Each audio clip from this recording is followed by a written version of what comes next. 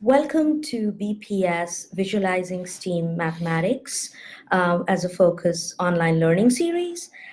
This is the session 1. Hi, I'm Rashmi. I'm David Commishley, and I teach at Brighton High School. Wonderful. So glad you could join us. So welcome again to the BPS Visualizing STEAM Mathematics learning session. This is session number 1. Just in terms of logistics, we are going to be using the Google Classroom, and most of you have already been in the Google Classroom, explored it, and looked at many different assignments that were posted. So thank you so much for responding to the exit passes. We are going to quickly show you the Google Classroom.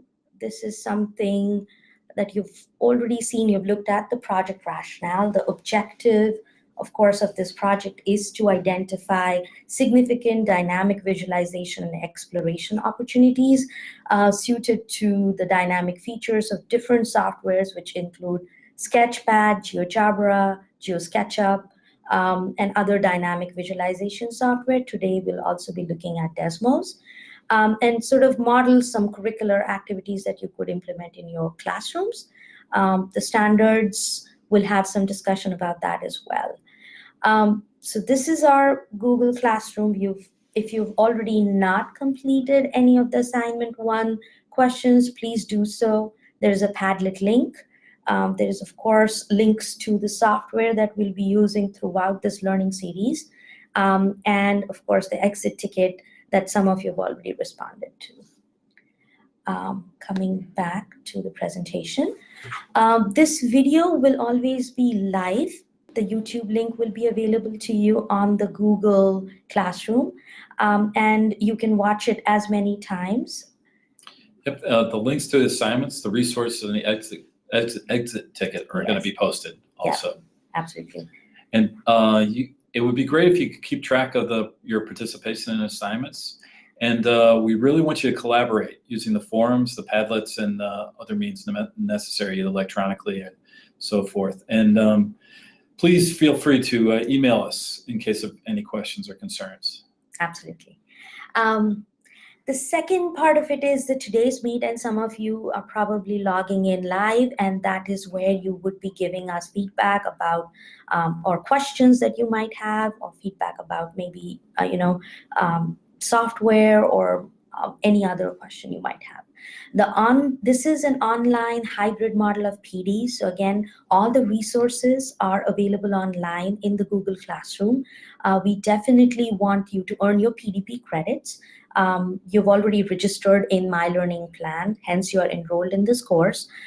We need you to obviously view all the webinars from this series, but also complete all the assignments and activity portfolio in addition to the small implementation plan about how you intend to use these softwares or activities into your classroom would be really great. The final due date is announced in the Google Classroom, and it is August 10th. Okay, so we wanted to go over a little bit of what the curriculum framework is for the computer science and what's been done in Massachusetts. So I'm just going to really read this over. Digital literacy and computer science knowledge, I guess we're also calling DLCS. Knowledge, reasoning, and skills are essential to both prepare students for personal and civic efficacy in the 21st century, and to prepare and inspire a much larger and more diverse number of students to pursue the innovative and creative careers of the future. The abilities to effectively use and create technology to solve complex problems are the new and essential literacy skills for the 21st century. So these are the new MADLCS curriculum frameworks that were recently adopted, I believe, on June 18th. There are 4 strands, as David mentioned. It is a very critical component of our curriculum frameworks and integrating CS into our curriculums. So the 4 strands are CAST, which is computing and society. digital tools and collaboration, computing systems, and the new sort of the computational thinking, and which includes abstraction, algorithms, programming, and all sorts of modeling and simulation activities. The webinar series that we are addressing right now is sort of an amalgamation of some of these strands, and we'll try to incorporate a lot of these computational thinking activities within it. So having sort of an understanding of the DLCS framework would be really great as you plan activities for your classroom. Okay, and so part of the DLCS curriculum framework, if you want to think of a high level, what we're going to focus on here is, one is computational thinking, and that's computational thinking is a logical approach to problem solving. It can be applied to any problem, task, or system. Perfect. And as you can see, there is, computational thinking sort of allows you to decompose a problem, recognize patterns, delves much deeper into algorithm design. So, and research has shown that, computational thinking, computer science, problem-solving skills that comes through these curriculum or curriculum frameworks definitely benefit students in numerous ways. As we mentioned before, the MADLCS standards were adopted on June 18th, and now it's sort of in the stage of being implemented and getting feedback on that. All right, so the series, our learning series objectives for this webinar, first is to learn and apply functions of different tools and menus. Absolutely. It's also to explore multiple representations and ways of problem solving. We're also going to investigate content relationships and go beyond specific lessons and concepts. Absolutely. And sort of, utilize that interactive, dynamic nature of tools to form and test conjectures, which again goes back to that computational thinking feedback process where, you're testing conjectures and then arriving and then really investigating different mathematical relationships in multiple ways.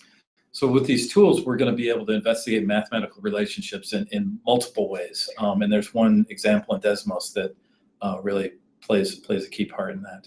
Absolutely. And there, as David mentioned, we have, we have 3 design sketches. You'll be creating sketches. So it also allows you that flexibility of adapting a pre-designed sketch to what you need in your classroom. So that's also one of the objectives, to sort of develop that library of, sketches or activities that you can use to support your instruction. And when I use, particularly when I use Geometry Sketchpad, I do a lot of this where we're learning how to create sketches to support various core concepts. Some of those could be like what are measure of angles, what are properties of geometric shapes, and so on. Absolutely. Moving on. Our session agenda for this session is we'll hear from Nick Jackieve, who is the Sketchpad creator, some words of wisdom. Yep. Next, we'll answer your questions that you had for your exit ticket 1. We have a couple of Sketchpad activities, which will be along the lines of recognizing what tools you can use, then implementing a pre-designed sketch called Quadrilateral Pretenders into your classroom, and then actually creating an activity which integrates a lot of shapes and understanding of shapes and areas and circumference into it. So it's called the Mural Activity. Next, we'll do the first of 2 sessions of start to get you with the Desmos activities. And I have a couple of lessons that I've done in my class in Algebra 2, but there's also a number of different activities and preloaded lessons that you can use throughout middle school and high school. Absolutely. Then comes the fun part, which is the homework. We will post that in the Google Classroom. And the resources and exit tickets will also be posted in the Google Classroom. So please do take a look at it after you've seen the webinar so that you can complete your assignments as soon as possible. Thank you. So listening to Mr. Nick Jackieve, he will be talking a little bit about the dynamic visualization and how that can be implemented using Sketchpad. So please give me a minute. I'm going to switch to the video. And please do let us know if you cannot hear the volume clearly, or if you cannot see the video on today's meet. Of the program, there's really only one essential idea in Sketchpad, and the whole program can be boiled down to the idea, and it's the idea of dynamic geometry. It's a very powerful idea. It's the one that started Sketchpad. It's the idea that as you move mathematical imagery, the images move according to the mathematical definitions that hold them together. So the role of an image in Sketchpad is very different from the role of an image in any static medium, like a book or a blackboard. And that's that an image constantly moves through an infinite number of continuously related examples, all of which have the same mathematical definitions. And that means that the image is less of an illustration than it is close to the general case or the abstract idea of which it's an image. So we see this very simply in a triangle. Here I'm going to construct a triangle just by connecting 3 points with 3 vertices. And that's now an image of one triangle, but through dynamic geometry, as I begin to move that triangle, I can see a right triangle, an obtuse triangle. In fact, all possible triangles exist in this one dynamic geometry diagram. And there's no diagram that I can create by dragging these points that's not a triangle. So this image isn't a picture of a triangle. This is a picture of all possible triangles. And the relationship between the image and the mathematical idea is one-to-one. So from a student's perspective, there are probably 3 main parts to dynamic geometry. One is this rapid expression of mathematical relationships. I just drew the triangle very quickly. The second is the continuous and interactive manipulation of mathematical objects. I reach in and I touch the mathematics with the mouth. And the third is sort of the tangible interaction and experience of those definitions' consequences. So I see mathematical causality. I look at all possible triangles. And this plays out very rapidly in terms of a feedback loop in which I can make conjectures, I can investigate conjectures, I can come up with evidence that answers or contradicts those conjectures, all through dynamic manipulation of the mathematical definitions that I work with. One of the consequences of dynamic geometry that you see very clearly as you begin to work in Sketchpad is a sort of a shift in the object of mathematical attention, and it's a shift away from the appearance or the properties into much more focus on the definition and the mathematical behavior of the system. And this is significant, I think. There's really no experience before formal deduction where we're asked as human beings to generate properties given a list of properties. That's a very unnatural behavior for us. Whereas strong evolutionary skill that we have dating back hundreds of thousands of years is that of assessing, predicting, and extrapolating behavior. So when we switch to objects in motion, when we switch to dynamic geometry mathematics, then we begin to see all of this move to the properties of mathematics. Now, the other obvious consequence of these 3 main ideas I said make up dynamic geometry is that they actually have much more to do with fundamental mathematics than just with what we think of as high school geometry. There's nothing in them that's restricted to triangles or restricted to angles or the subjects of sort of a Euclidean approach to geometry. In fact, they're powerful ideas wherever you're thinking of mathematical visualization. So in the secondary curriculum, you know, the graphs of algebra, or the graphs that we look at of the shape, the geometry of curves is the subject of calculus. Any place you have mathematical visualization, dynamic geometry becomes a way to infuse that mathematics with life, with mathematical behavior, as well as just with illustration and property.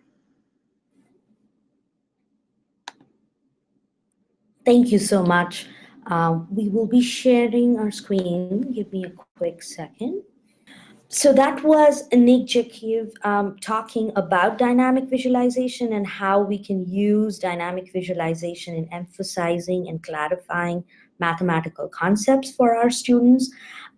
We will have a Words of Wisdom series from Nick because we have a series of resources that he has provided us, and we'll listen to him during next session as well. Moving on. We had some questions from your exit ticket 1, something around the logistics of receiving the Sketchpad software. Office of Instructional and Information Technology has licenses for Jammer Sketchpad. We have received them through a grant, so we could definitely provide them to you. Please do email us after we have completed this learning session.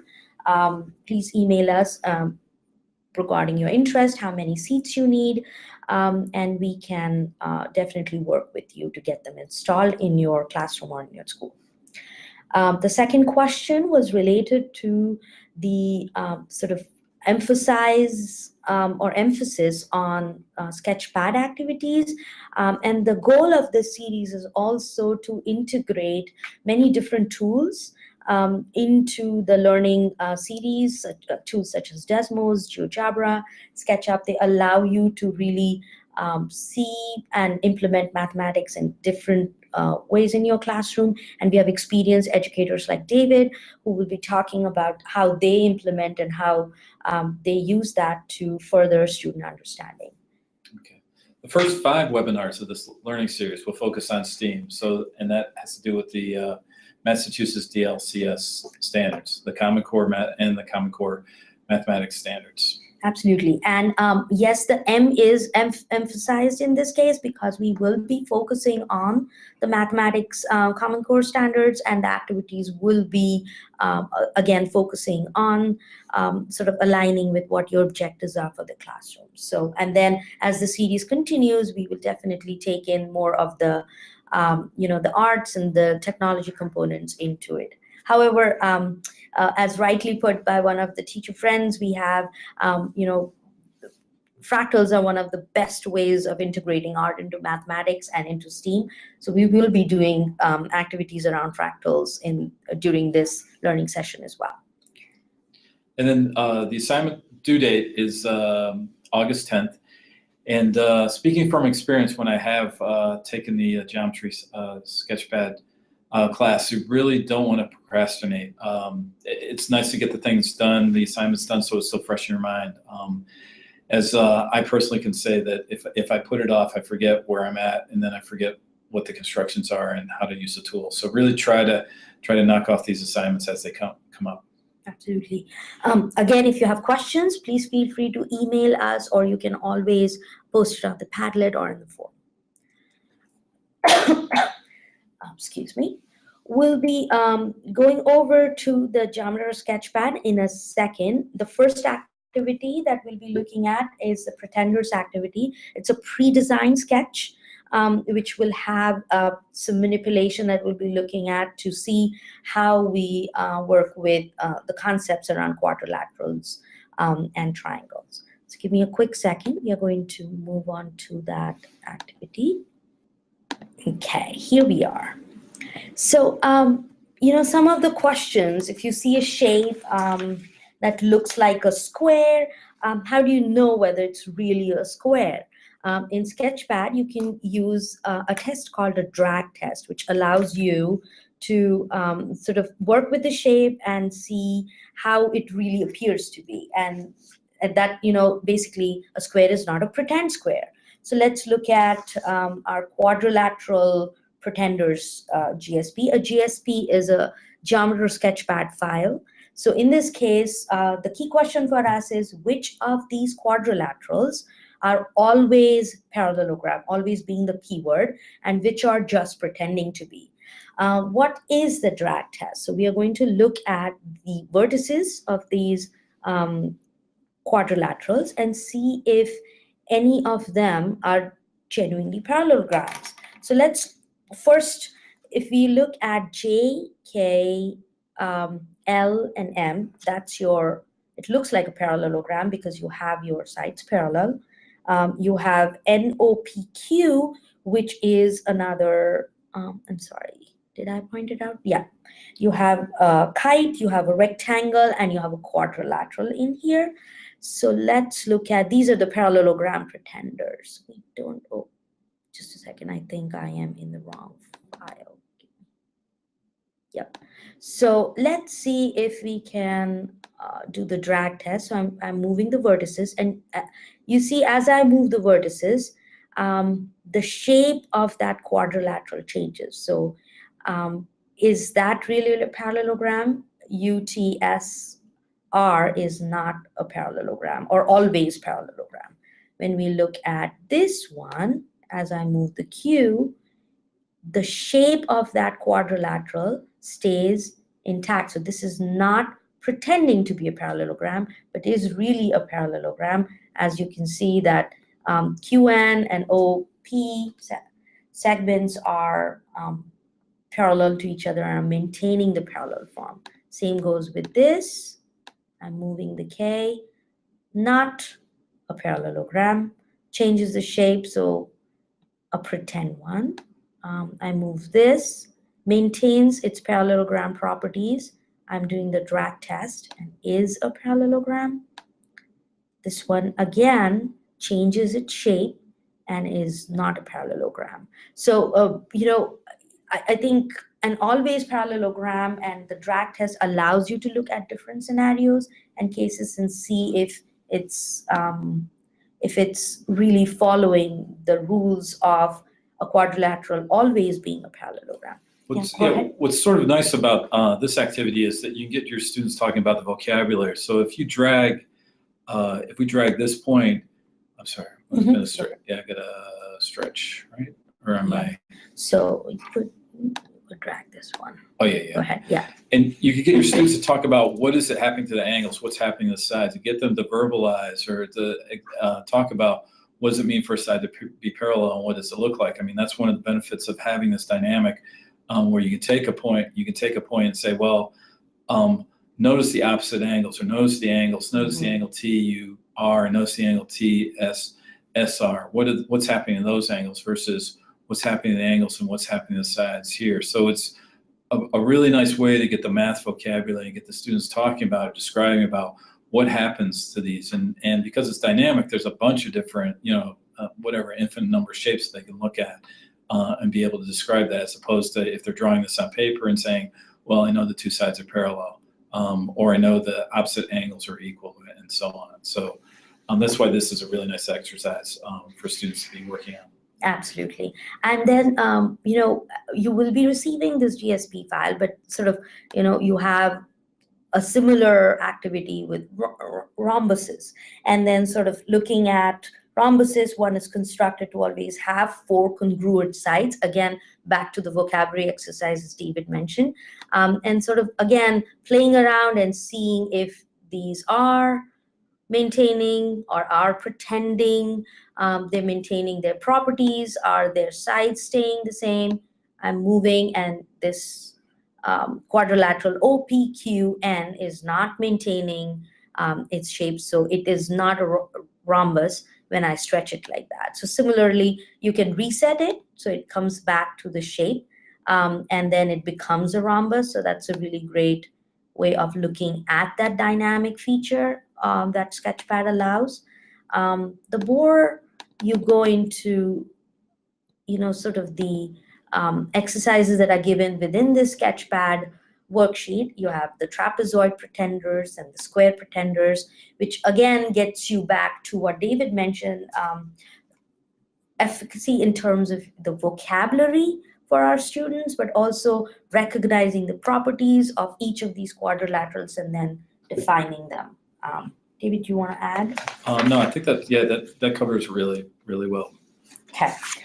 So there is an activity that follows this, which sort of make your own, pick a type of quadrilateral and construct it. So it builds upon your understanding of how well you recognize the properties, and then go into constructing one. And that's a really great one because it takes a lot to construct a perfect square, and it gets into the construction of the circle. So we'll have that activity probably for you in next session or the following session, but we'll also provide you handouts and worksheets for that.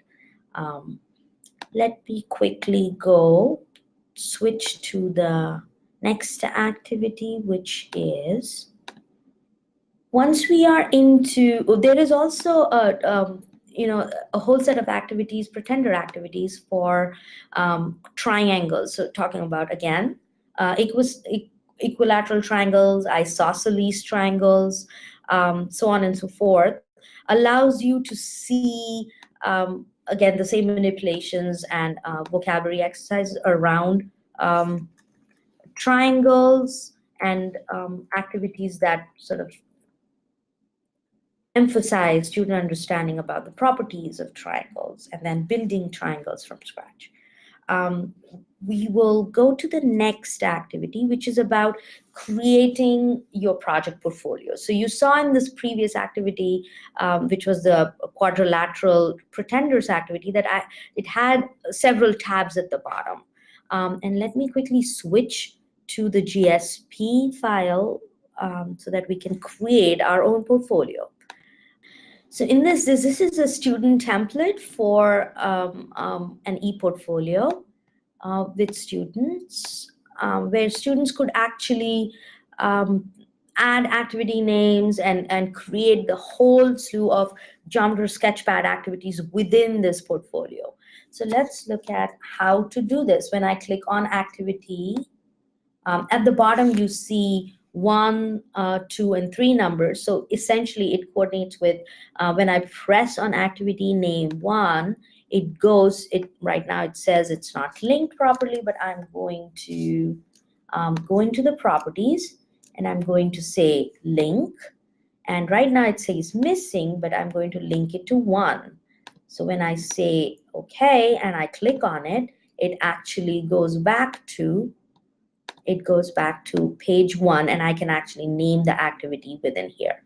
I can click on menu and I can go back to my portfolio, which gives me a nice little menu for my different activities that I'm going to do. How do we create these buttons? That is through, I right-clicked on it, and I get an option.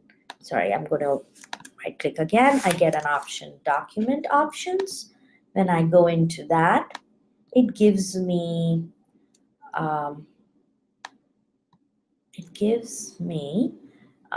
this add page option, where I can go in and I can say blank page, or I can duplicate a page. So let's see, blank page, and it says 5, but I want to create a mural trial activity. And that's what it's going to show up at the bottom of this portfolio. So when I go back to my menu, I have mural activity, and then I can create a button similar to that. Give me one quick second. Just gonna, I copied it. I have this button right here. I'm placing it, and then I am going to go into here, name it exactly the same, which is mural trial activity. And I'm going to make sure that it links to my page, and I'm going to say okay.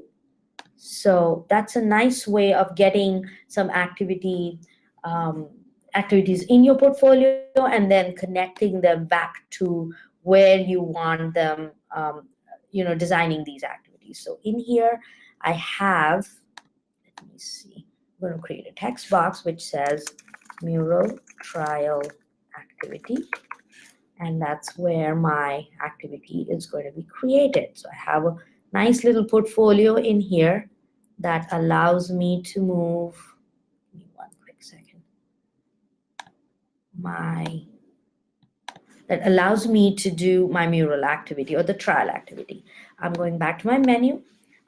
So what is this mural activity that I'm sort of referring to? That activity is this. This is one of the sort of activities that teachers have implemented in the classroom to sort of emphasize, again, shapes, properties of shapes, areas, circumference, a lot of different shapes, as you can see in this activity. And it takes some time for students to build this up, but we can start with maybe, let's say, with this tree. And as you can see, there are multiple areas. This is all constructed using arcs. So we are going to go in and maybe construct a sun and a tree for us so that we can get started on this mural activity. So let's go back to our trial mural activity. In Sketchpad, it is extremely important that one constructs objects. So let's see, we need to do a tree. I'm going to go into my menu option and I'm going to open up a grid form, which would be, let's just say show grid. And in this, it just gives me some sort of a guideline as to how I want to place my points or define my quadrilateral. And once I've done that, I place my points, I'm going to select them, and I'm going to construct a quadrilateral interior. Well, my tree could be yellow, which is what it looks like here, or I can change properties. So in order to change properties of this quadrilateral interior, I right-clicked and I got color. The color can be sort of that brownish. I'm moving that quadrilateral interior. And now in order to get the branches of my tree, just like this,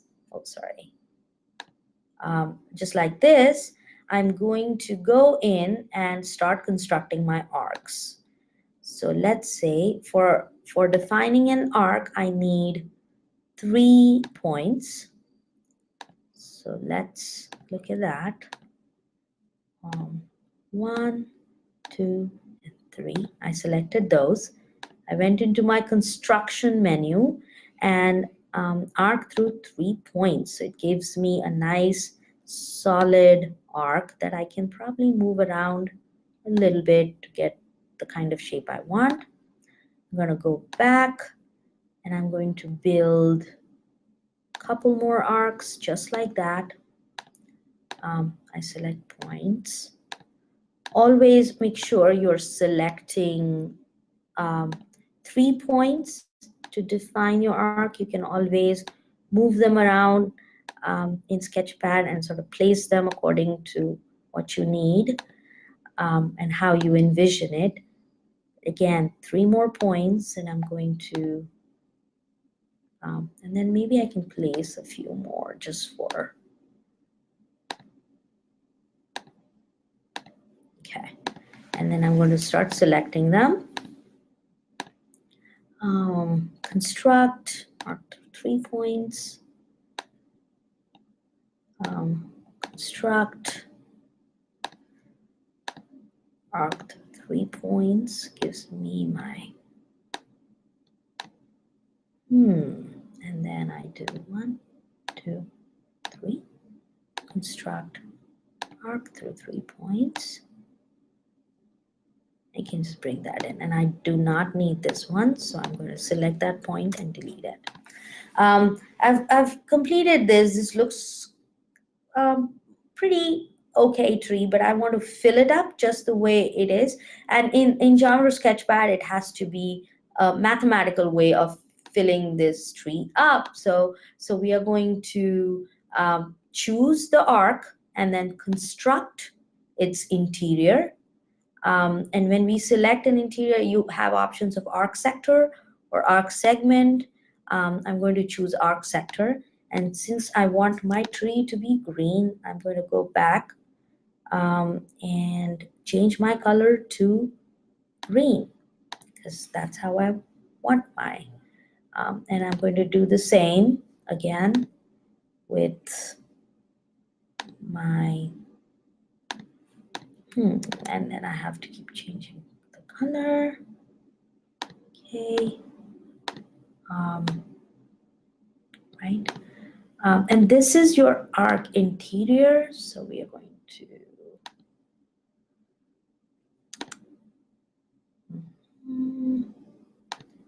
you go. And then the constructing arc sector.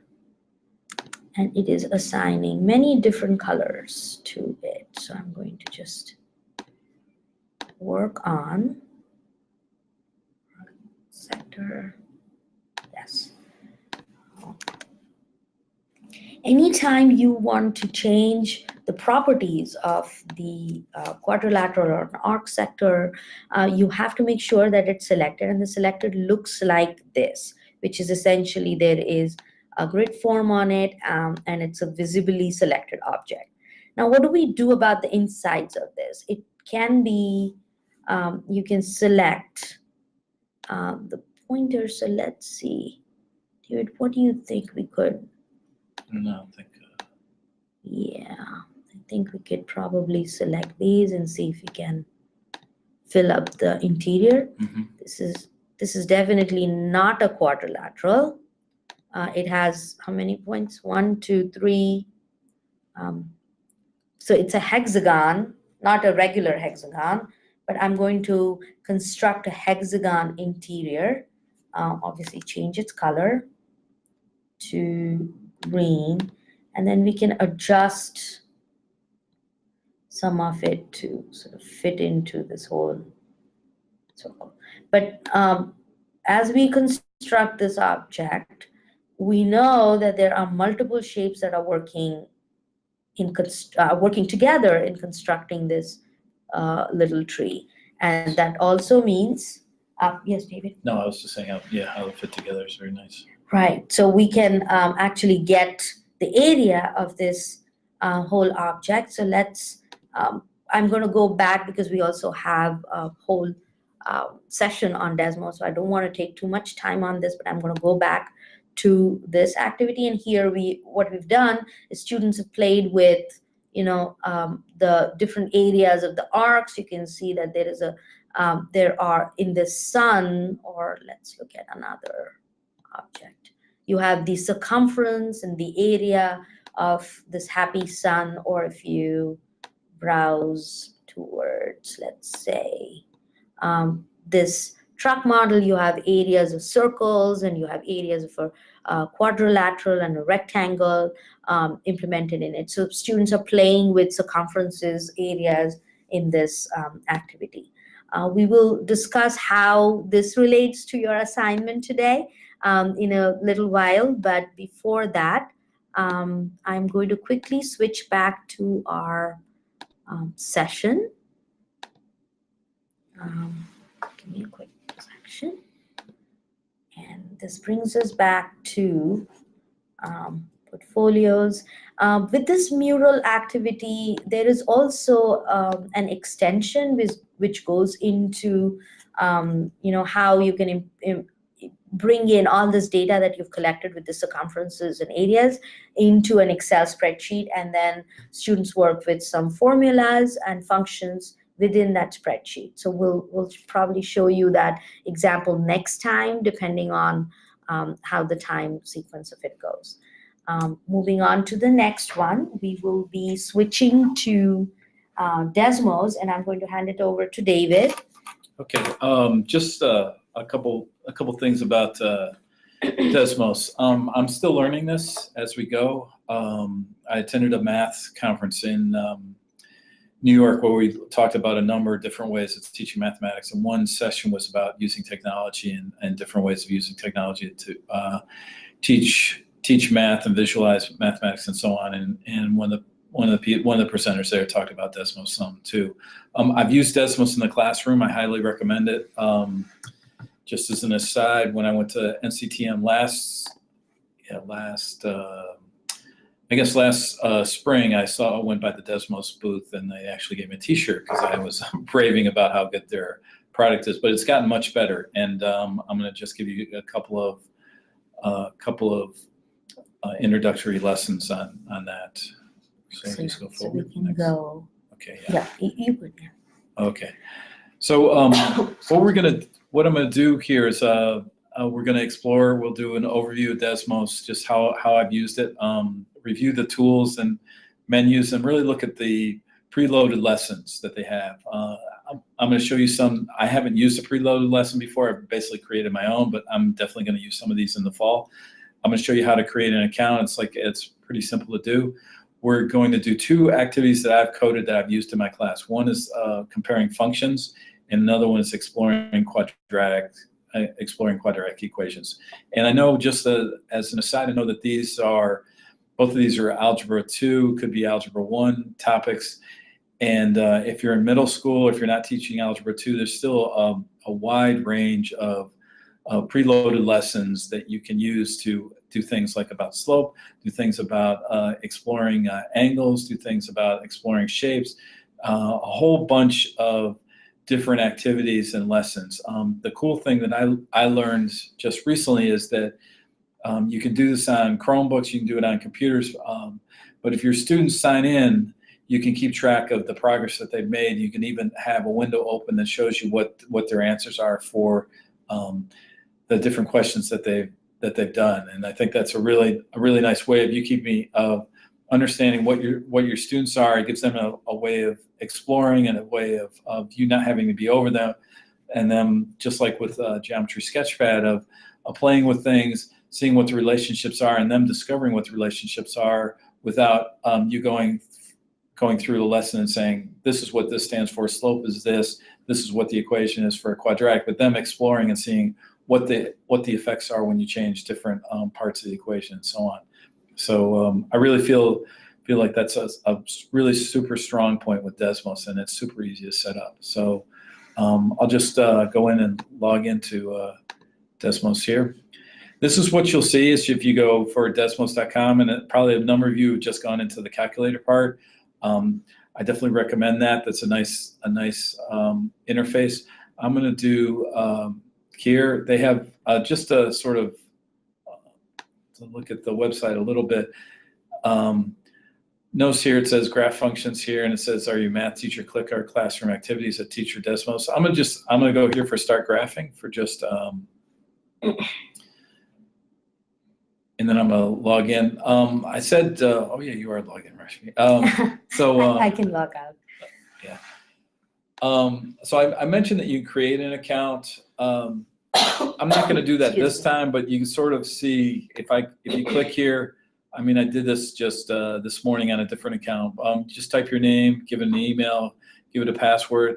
It'll send you an email that you'll click on to set up an account. You just click on that email and it'll create your account. It's nice. The benefit of having an account, I could show you, is that you can save some of your graphs that you've made.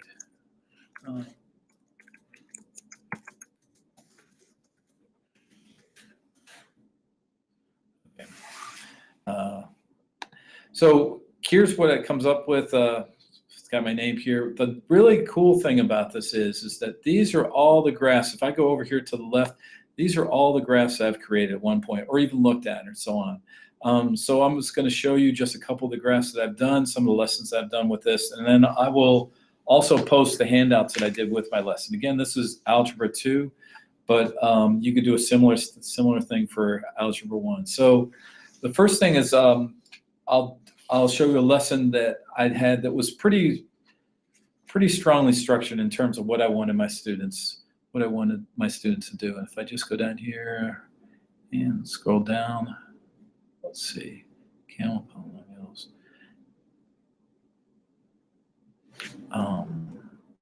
Let's see, should be able to. Where's the slide bar? Oh, this is why. Oops, sorry. That's okay.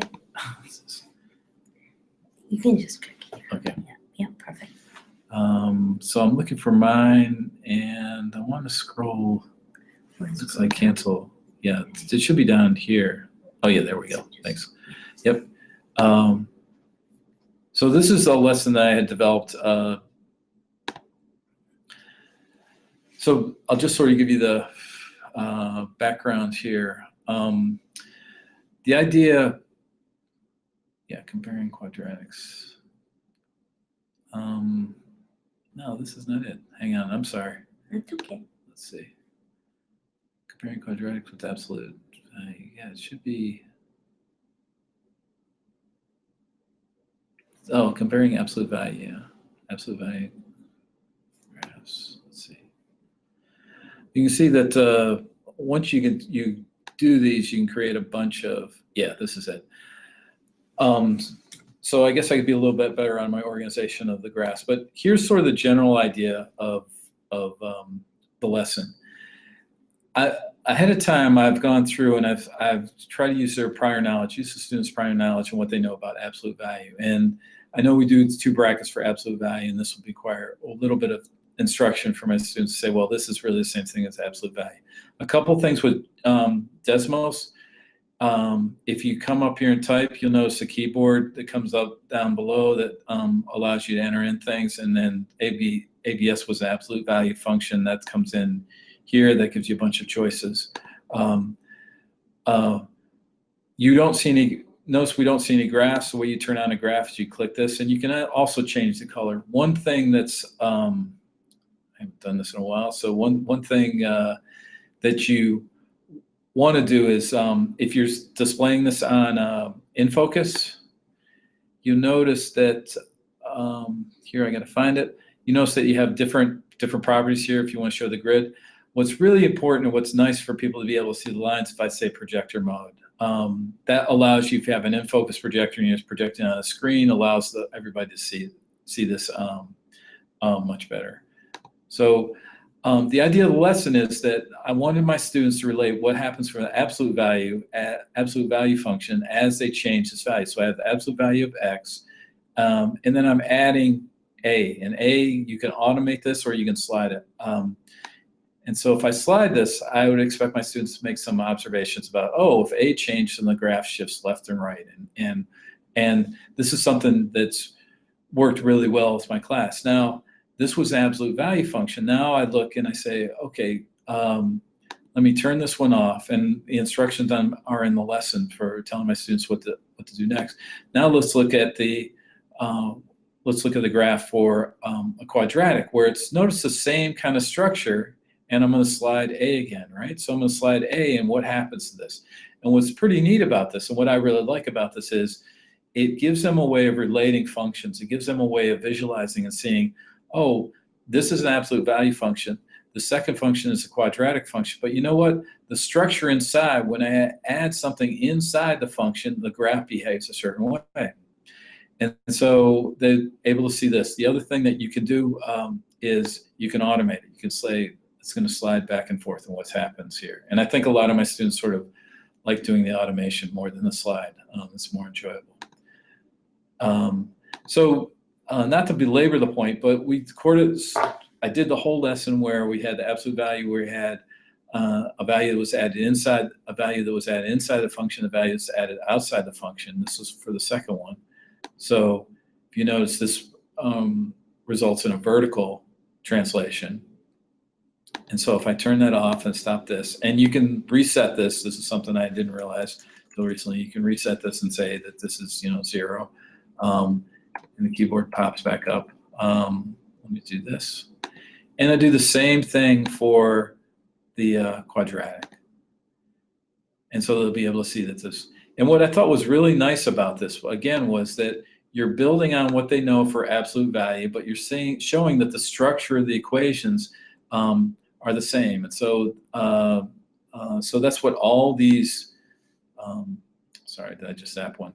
That's what all these equations are set up for. So let me go to one.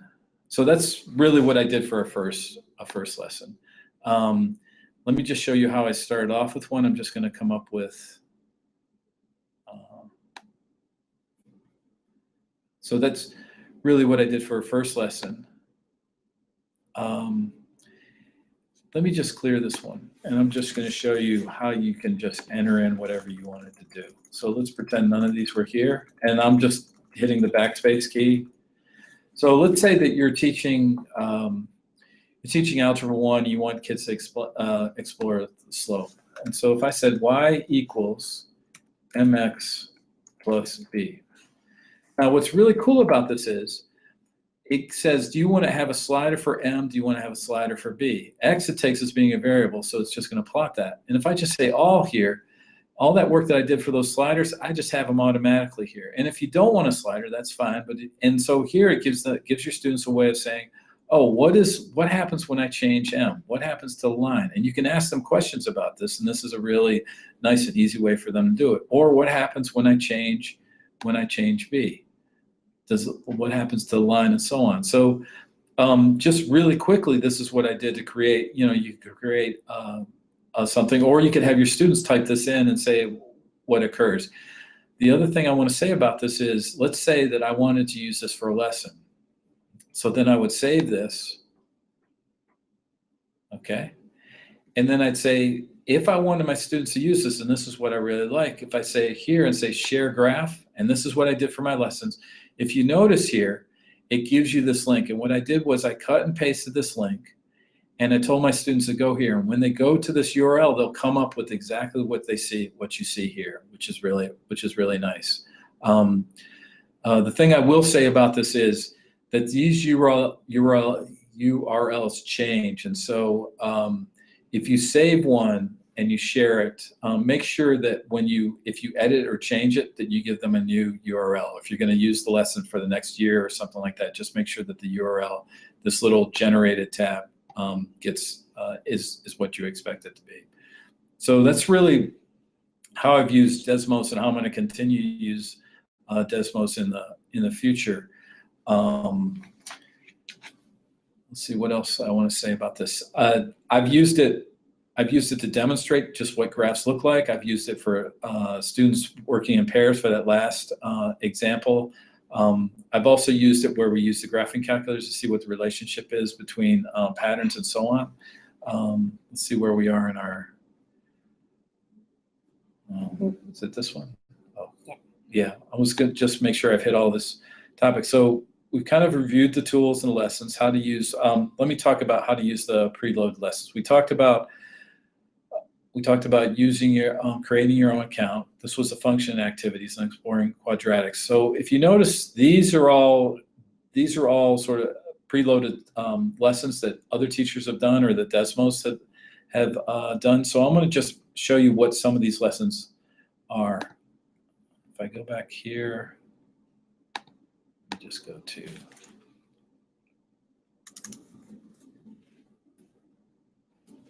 okay, and if I go to teacher, now I went to teacherdesmos.com.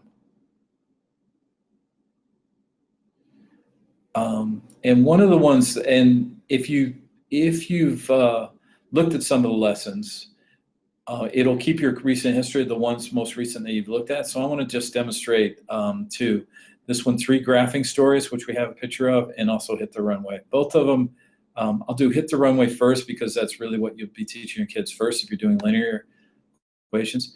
What's really nice about this is that you give this code, and in our second session in Desmos, I'll talk more about this, but you see how this has 0 students? You can start a new session. Your students, and we'll just do that. This is what the sessions are.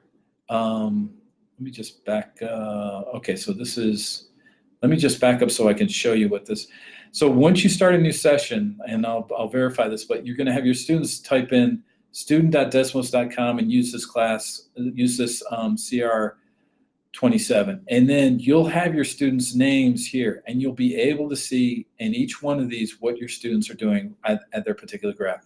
There'll be slide bars here to show what your students' progress are, but you can click and see what each student is doing and what their graph is for this. Let me go back so I can just demonstrate what the lesson actually looks like. So if I go here, and I'm going to just say learn more, and I'm going to just say, let's see, start a new session, I think. I want to go to, I don't think that's it. I want to do, oh yeah, it is, yeah. I'll just go to create a bunch of new sessions. So I selected the first one. I'm going to show you what the student will see. So what the student will see is that they'll get this, they'll see exactly what we see here.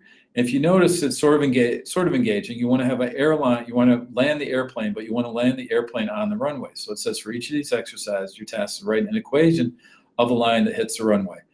In the example left, only the red line counts as successful. So if you notice, the red line doesn't have to be it looks like it's in the middle here, but on some of these, I think it doesn't have to be. So what's kind of nice about this is I'll just play with one of these. I notice that this slope is negative, so I'll just type, I don't know, y equals negative 2x. And so I'm sort of off here. So now maybe I'm going to adjust this, or maybe I'm going to look for points here. Here's 10, let's say 10, 2, and here. So, or let's just do how our students, the line is too steep here. So I'm going to make it less steep. So maybe I'll say it's negative 1. And then I got to slide it over. So I'm going to say the y-intercept, if it's, let's see if it goes up here, maybe the y-intercept is about 6. So I'll just say plus 6. Okay, and so I'm a little bit closer, but it looks like the line is a little steep. I'm not going to belabor this, but what I think is really nice and really cool about this is rather than having your students say, give me an equation for a line that has a slope of this and a y-intercept of something else, this allows them to play with something and allows them to type the equation, get immediate feedback, and see where they're at for this and adjust it and give them a feeling for, oh, this is what the slope, the steepness of where the angle of what this is, the steepness of the runway is related to slope. And where my y-intercept is where I'm crossing the y-axis, how I'm moving the line up or down, up or down. So that's just one of these, but I'll just go through these. So there's a number of these where they say, what's the equation? And the students can write an equation that will go, and if you have this sort of variability, it's not just a single line, you'll have students have different equations that'll still be able to land the plane because the line is overlapped on the runway. So there's a couple of these, and then they get into reflecting on what two students have done, which I like a lot, and I'm going to use more of these this coming year, where they had two equations. What are the mistakes? And you'll be able to see what your students type in. Each one of your students types in. They talk about vertical, and the cool thing about this is you don't talk about, oh, slope is undefined here. You say, what's the equation for this, which is pretty nice. So I'm going to say, oh, it looks like it's always on this x value. So maybe say it's x equals, let's see, -4. Okay. And what I like about this is you don't have to get into any undefined slope or anything like that. It's just what is the equation for this line? I think the next one is horizontal line. You can say, oh, this one's going to be y equals, and so on. So these I really can't. So that's the first one I want to do. The second one is something that I've done. I'm going to definitely do this year in classes. We focus on this a lot in both Algebra 1 and reviewing for MCAS, but it's the relating a graph to a story. So it's, and so here is, you have a graph, what's going on? Like this is time, this is elevation, what's happening in each point in the graph? What happens between the times 0 and, let's say the time 0 and 4, what is happening? I mean, and create a story with that. This, I know, speaking from experience, it's hard for us to come up with examples, and you could either modify this one or use this one, but it's going from what's a scenario to what's the graph look like to what's to what possibly the equations could be. And so here's another scenario. When I was doing this one this morning, I thought, uh-oh, this is a lot to worry about. But if you notice, they have the same text here, and then you can the students can draw the graph, and you can talk about it. And it's just a really powerful way of relating a verbal description to a graphic description to possibly an equation. Again, something like this. But these are just a short, like, there's tons and many different lessons that you can do. I've done the waterline. If you're in teaching area and you don't have the geo boards, this is something that just mimics the geo boards, and where they can stretch the points and so on. So just sort of getting back to what we did here. Is it This one, so here. Oh, okay. So that's really really wanted to talk about with Desmos. I can't recommend it highly enough in terms of it having something that you can definitely use in your class. If you have Chromebooks, you can run it on Chromebooks. If you have computers, you can run it on computers. I mean, you can use your discretion with phones. I know the Desmos graphing calculator runs on Android and iPhones and so on. But it's a really super nice tool to use. And I'll post my I'll post my handouts for the 2 lessons that I previewed here. And like I said, you can use things that are already pre-done, or use things that are you can come up with your own activity. So I sort of went on here, but this was the runway activity that we talked about, and that's useful for middle and high school, figuring out slope and equations for lines. So that was the first activity that we did. And then the second one we talked about was a story graph. I didn't really go through all of these, but you can sort of think about that there are different kinds of graphs, and what's the story, what's the verbal description, what's the numerical, and what's happening over time for that. Absolutely. Wonderful. Thank you, David. And again, Desmos, we'll probably do more activities next session as well, exploring more activities that you can then implement into your classrooms. But in the exit ticket, we also have a request of you exploring some activities and suggesting some resources, so that it's a more collaborative effort with all of us. So that's sort of the quick exit ticket pitch. I'm going to show you a resource before moving on and showing you where the homework assignments are. This is a tip sheet for Geometry Sketchpad.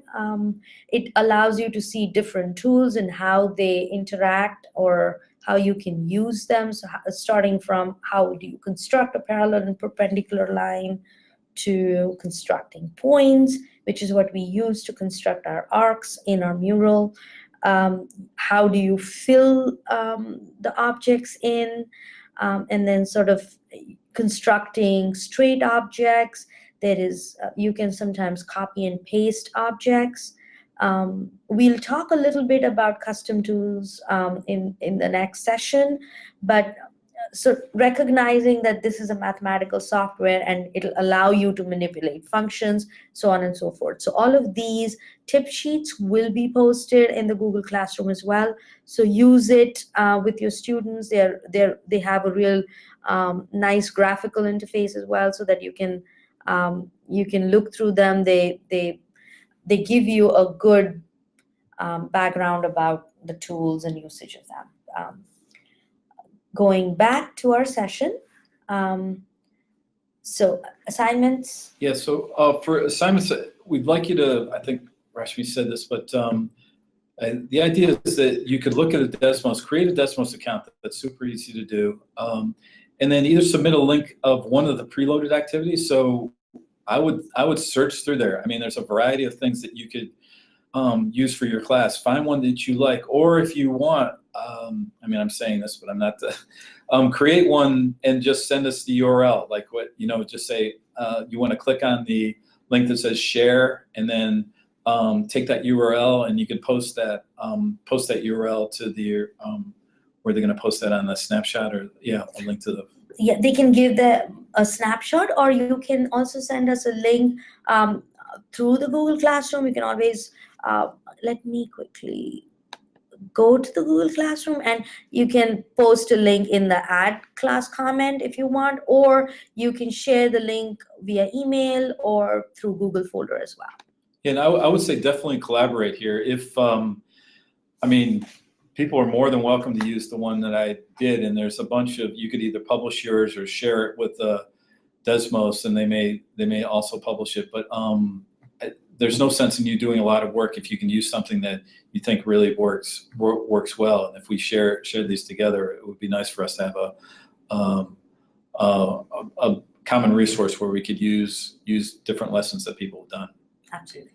And also, in terms of the mural project, when we say 5 different shapes, that could be, triangles, squares, circles, arcs. So be creative with your mural design. We'll give you that whole mural project that we've done, but we obviously do not expect you to do all of those elements. It's more about, creatively exploring the mural project. So it's with 5 different elements, create a mural of your own. That's sort of the assignment, and not the whole mural project. And as David mentioned, we will have resources posted in the Google Classroom. Again, resources are collaborative efforts, so please do post yours, what you would like to use in the classroom or you've used in the classroom. And it doesn't have to, please do not feel that you have to restrict yourself to tools such as Sketchpad or Desmos. If you found a tool that's really great, do give that feedback, and we can also share that in the webinar as well. Last but not the least. So last slide for today is yeah, don't be afraid to try things out. Computers don't break unless your daughter borrows one and she drops it off the counter. And so we really want you to go beyond what is covered in the webinars here. Ideally, like when I do any of these, not when I do a webinar, but if I'm taking one or something, I really want to see what can I do in my classroom? How am I going to use this in the class, and so on. So that's what I look for. So that's how I look at exploring beyond what's covered. Absolutely. And always questions are good. So please do feel free to email us, post it in the forum or in the classroom as well. And sort of, learn, share, collaborate, explore. We are doing this together, so it's really important. And please try to stay on top of your assignments so that, of course, if you need the PDPs, you have the submission date of August 10th. But if you don't, these webinars are available to you anytime, all the time. You can watch them how many ever times you would like to see them, so that you can get some of the concepts, or the handouts are also available in the Google Classroom. Okay. Oh yeah, and yeah, like Rashmi said, we should really always share the good resources that that we uncover. If you, like as she said, if Rashmi said, if you see something that you use in your class that you think would be great for other classroom stuff, that let us know or post it so that we can all share and all do better in our classes. Sounds good. Next session is on Monday, July 11th. We will be posting the webinar on July 11th. The assignments and link to the webinar will be posted in the Google Classroom. And again, the final due date for this whole, the final due date for all the assignments is August 10th. After that, we'll be awarding the PDP credits. Thank you so much. Thank you for watching, and happy visualizing mathematics and STEAM. Bye-bye. You guys do well with the Desmos. If you have any questions, please don't hesitate to ask. Thank you.